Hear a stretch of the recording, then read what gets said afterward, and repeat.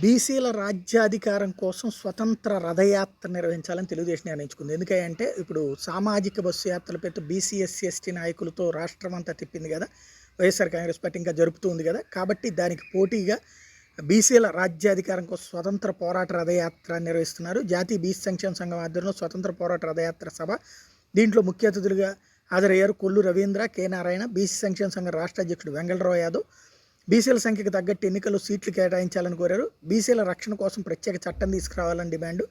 రాష్ట్రంలో అన్ని పార్టీలు 90 అసెంబ్లీ 13 ఎంపీ సీట్లు ఇవ్వాలని కోరారు నేతలు.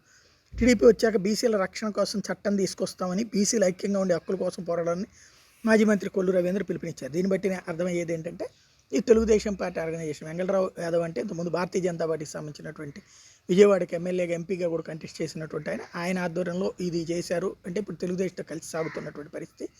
కాబట్టి బీసీలని ఓ పక్కన వైఎస్ఆర్ కాంగ్రెస్ పార్టీ బీసీలకి భారీ ఎత్తున సీట్లు ఇస్తున్నటువంటి నేపథ్యంలో దాదాపు 50కి పైగా అసెంబ్లీ సీట్లు, 10కి పైగా ఎంపీ సీట్లు ఇవ్వబోతున్నటువంటి నేపథ్యంలో తమ వైపు నుంచి తెలుగుదేశం వైపు నుంచి స్టాండ్ డెవలప్ చేసేందుకోసం ఈ ఎత్తుగడ వేసినట్టు కనబడుతుంది.